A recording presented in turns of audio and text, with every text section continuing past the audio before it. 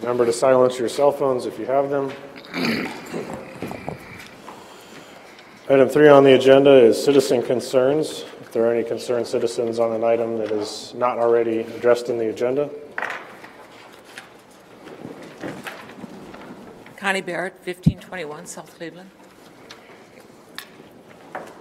Over the years, this county has met in various ways to discuss how we want our community's mental health services to look like. We have always referred to this as our mental health plan. I shared with you last week how getting help with medication works. We as a community have always seen that medication, as well as many other parts of the plan, are very important. For the most part, we have worked very cooperatively on this plan. Now, all of a sudden, without any discussion with the community, you have decided to get us involved with a different plan. I have only shared one little point. Have you fully studied the services that we are now receiving versus other regions? And why are we doing this? In all the years I've been involved, personalities and how we work together has never been allowed to dictate the mental health outcome. Personally, I don't give a hoot and holler how you find working with others. It's the plan that matters. Over the years, we have learned to get along. When you refuse to do arbitration, you fail to do what we in the community have been doing for years. If you mess it up for our disabled population, how are you going to go down in history? Are there any other citizen concerns? Hearing none, item 4 is approval of the agenda. I'll move it. Second. Second by Taylor. Discussion.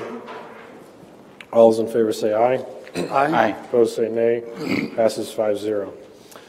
Items 5 through 10 constitute a consent agenda of routine action items to be considered by one motion. Items pass unanimously unless a separate vote is requested by a board member. Item 5 is approval of the minutes of the November 21st meeting. Item 6 is approval of the claims. Item 7 includes item A, approval of a resolution thanking and commending Rick Schneider for his years of service to Woodbury County. And item B, approval of a resolution thanking and commending David Benson for his years of service to Woodbury County. Item 8 from Human Resources includes item A, approval of the memorandum of personnel transactions.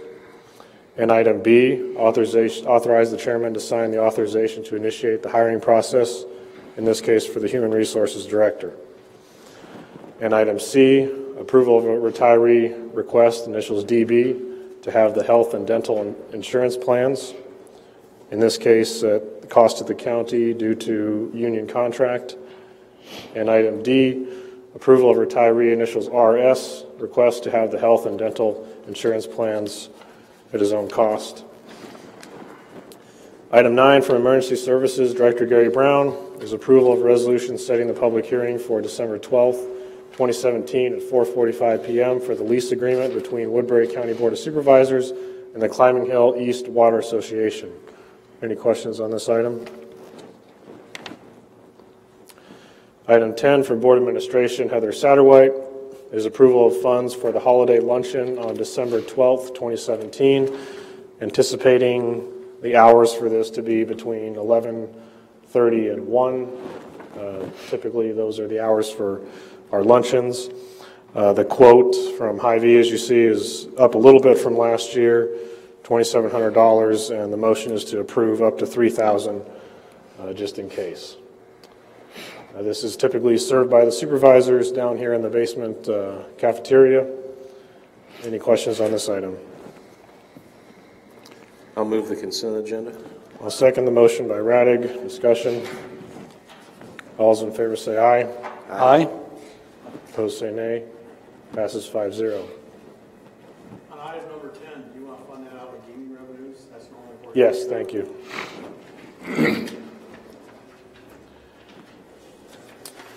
Item 11 for information is from Building Services Director Kenny Schmitz. Trosper Hoyt, Juvenile Detention, Master Control, Security Electronics, and Elevator Projects. The item before you has been discussed several times on and off. Originally, The project was a Trosper-Hoyt Juvenile Detention Master Control Security and Doors. We sent that project out for bids. The bid came back unfavorable. One of the major reasons probably was due to the loss of synergies between two projects. In other words, we had planned on doing the juvenile detention doors in conjunction with the LEC project at the same time to try to use the synergies and have the same companies do the doors at the same time. Since that project at the LEC did not move forward, we probably realized cost expenditures rising on the doors at the LEC. What we'd like to do going forward is remove those doors from the project and change the scope of the project to now include the Trosper-Hoyt elevators. We have reviewed and discussed those previously. They are in desperate need of an upgrade as far as controls and drives as well. We will realize some synergies in doing that as one project, including those elevators, would allow us to do the controls to the master controls tie-in at the same time. So there would be some cost savings there. I've got Kevin Rost with Goldberg Group Architects here with us tonight.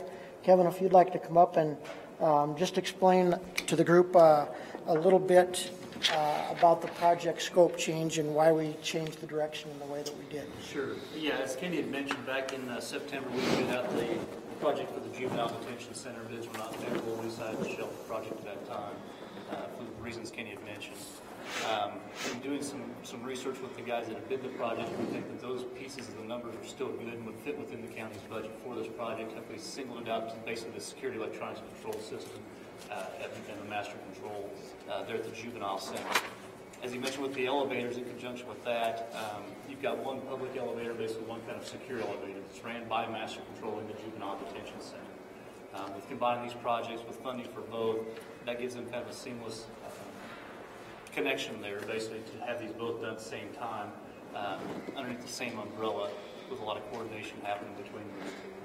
I know something's been on the list for a while to have these elevators replaced. Obviously, if you take a ride in one, you kind of see what kind of shape they're in. They're in dire need of replacement. I think you guys had a motor go out on one of them not too long ago as well, too. So, but timing-wise, I think this is a good project. I know we've talked with some of the local companies here in Iowa, Schumacher in particular, about the elevator replacement, their scope of work, but I think you guys currently have a service contract with, and he expressed his concern about the longevity of those current elevators as well, too. So, I think moving forward, timing-wise, we're in good shape to put these projects together and have a local coordinator and follow up the budgets of the county for those projects.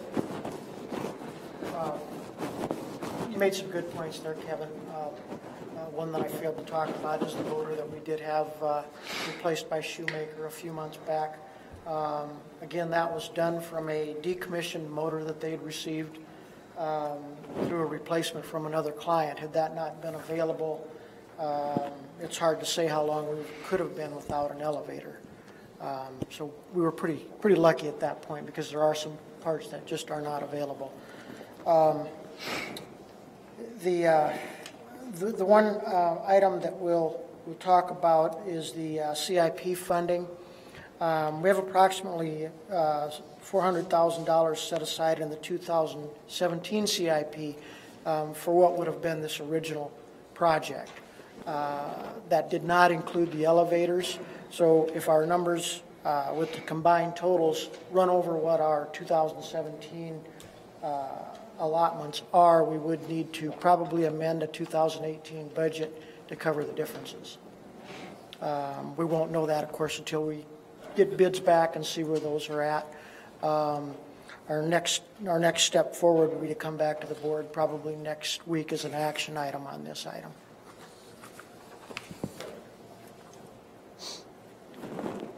Any questions?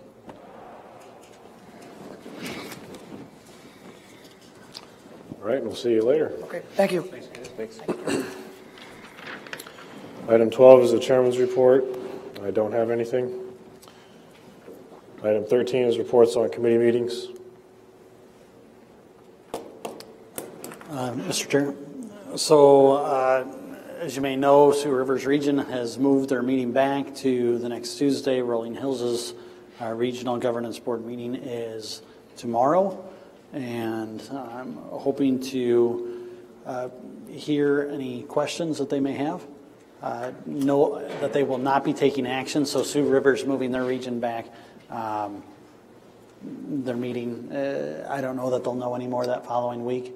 We have requested a legal opinion from the region's attorney concerning some provisions of Iowa Code under the direction of DHS Director Rick Schultz, and have not to date been successful in having that answered. So we will continue to follow the advice of DHS and let you know what happens.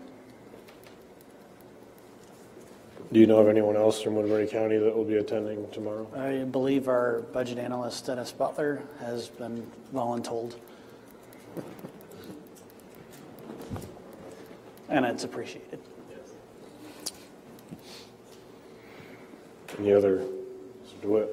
Attended another meeting last night with emergency services personnel, including Gary Brown, several mayors, some EMTs and such, regarding the loss of SPI. As much as I'd like to, I can't report that we've made any real progress there. However, our outstanding financial guy, Dennis Butler, may have something in the plan, may have something going that he's working on, thinking outside the box. We did email that down to the Department of Management. She's going to confer with the State Auditor's Office to see if it's even feasible to do. She didn't see any immediate problems. It's something that has not been accomplished in the state of Iowa, or nobody's tried it, but I guess we don't want to be first in a lot of things. And this might help the other 98 counties or 97 counties. Because this is going to be eventually going statewide. Some of the issues that we're facing here with our own system, I'm sure that SPI is not the first and certainly probably won't be the last one to do this sort of thing, is pull out of the emergency side of it. And so we're not giving up. We're still in progress. We're still working on it. So I don't want anybody to think that this issue's been abandoned. It is not for loss of ideas and thinking and meeting. So we're still working on it. Gary Brown, Woodbury County Emergency Services. I just want to say on behalf of the EMS providers in the county, we appreciate the issues. It hasn't been tabled. It hasn't been forgot about. We do appreciate Dennis and everybody. Pat Gill is working on scheduling a meeting with us. Rocky attending our meetings. You guys listening to our plea and our concerns. So hopefully going forward we can find a long-term solution. And like Mr. DeWitt said, the EMS crisis is across the United States. It's not just in Woodbury County. This is not unique to us. And if I hope as we go through this effort, one of the things I think we're all committed to is not only a short-term solution to help out Woodbury County, but a long-term solution that's innovative and creative that maybe can be used elsewhere in the United States and across Iowa. So, because it's a crisis everywhere. It's not just here. Thank you for attending our meetings. And that's all I got. Any other reports on committee meetings?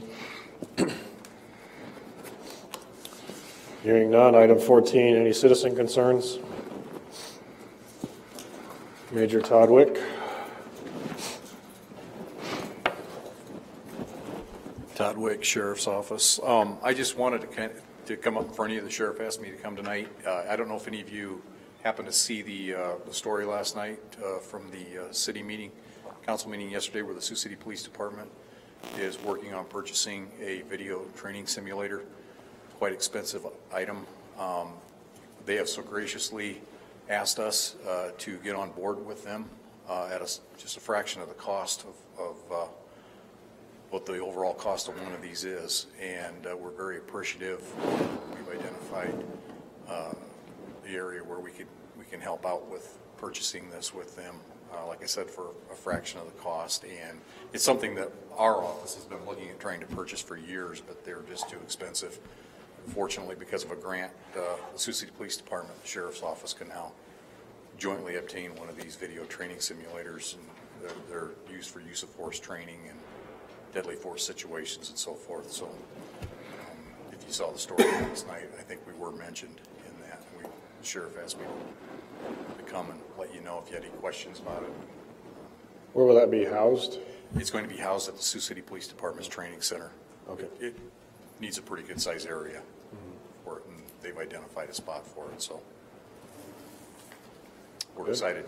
We've been looking at trying to purchase one of these for 20 years probably, since one of the first systems ever came out. Now we're able to do it at a minimal cost, and it's a great opportunity for us. Good news. Thank you. Thank you. Any other citizen concerns?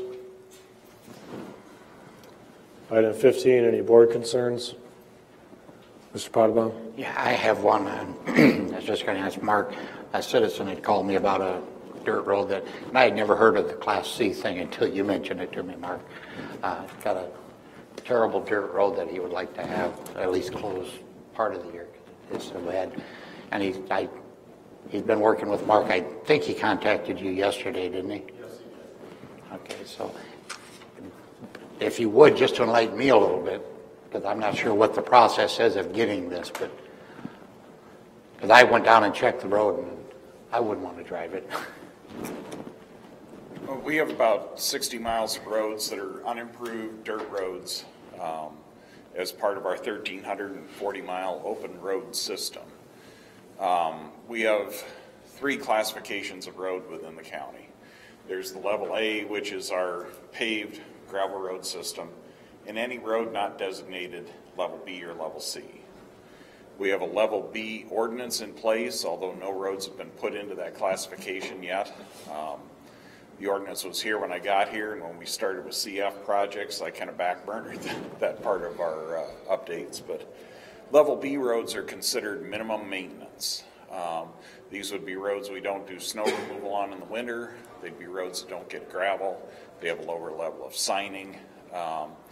The ordinance is ordinance number 17 in the Woodbury County Code of Ordinances. We do have about 90 to 100 miles of road that probably should be put into that system. There is some liability protections by placing roads in that system and then warning people that you have a minimum maintenance road ahead.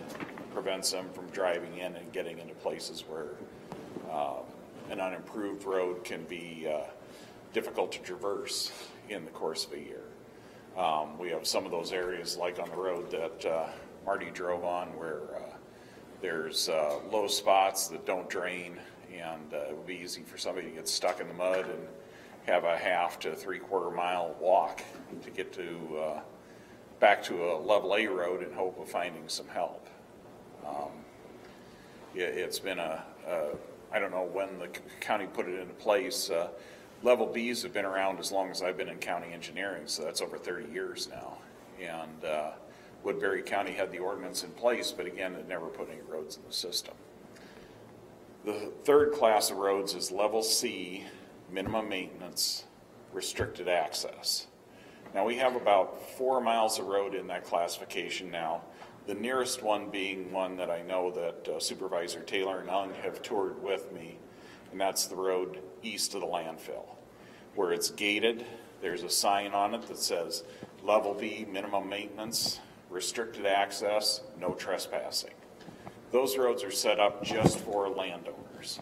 That's the old roller coaster hills? Yes. Yeah, you're probably familiar with it with your dad being over there too. No further comment, but yeah, I know where it's I'll at. say a word. But we had a gentleman close the road without authorization. State code only allows Board of Supervisors and their designees to close roads. Every year the board passes a resolution that allows me to do so in the case of construction, maintenance, and emergencies. Sheriff's Department, as needed, can close roads as well, again, into that emergency category. This gentleman was doing it to make it easier to run his cattle, and he used some innovative traffic control devices at both ends of the project, and but closed the road without authorization or without consulting anyone. Our maintenance staff in District 4 received a complaint about it, contacted him by telephone, asked him to remove them. He said, I'll do it when I get around to it, which got him a letter delivered by a sheriff's deputy at 8 p.m. I appreciate the gentleman that took care of that. He was given 48 hours to get the hay bales spray painted road closed. I'll be using this one at our national Uniform Traffic Control Device Conference this year. When I do my presentation, we'll be showing an innovative Western Iowa traffic control. But is there a picture of Supervisor DeWitt's car in the background going like that? Over the top. But Friday he did remove the bales. Supervisor Pottabaum was working with the individual as well. But I think it's likely that he and his neighbor to the north will be requesting consideration of a level C designation. On roads like that, it can be advantageous because if you can restrict some of the access on those roads and keep traffic off of it, they can grass up, which helps prevent erosion that occurs in a lot of these roads. And I think this would be a good road to go into that level C system. Basically, it's one landowner for the first half mile. The next half mile is a different landowner, but the south landowner is the tenant on the north half of the mile. So it's really one family that's primarily using that road. It's not a road that I think that anybody's interested in closing at this point in time, which would be a better outcome still, but it is one that might be a good application of that level C ordinance. So if you didn't know it was out there, it's ordinance number 18, and basically we're waiting for the landowner now to give us a formal request for consideration. A public hearing has to be set up. Anybody in the county can weigh in on a level C designation. So it would then be up to the board whether or not to grant that. Our responsibility is to purchase gates and place them at both ends. The county still maintains the road. Typically we get in a couple of times a year ahead of planting, ahead of harvest, to make sure that road doesn't need any brush up so it's ready to go again. That's the long and the short of it. Does he have to come in and sign something or just get a hold of you? I requested a signed letter by him and his neighbor, and then we would present that to the board. We'd ask the board to designate a date for a public hearing, and then we'd go through the publication not less than 4 nor more than 20 days in advance. And again, any member of the public can give comment on that. So okay. Basically, once it's in the level C system, the gates are placed, they're padlocked. The sheriff's department, road department, fire and EMS, and the landowners are the only ones with keys that have access to that road. Anybody else that enters that road would be subject to trespassing charges should they get caught on that road. Thanks, Mark. Thanks. Any other board concerns? Hearing none, we are adjourned.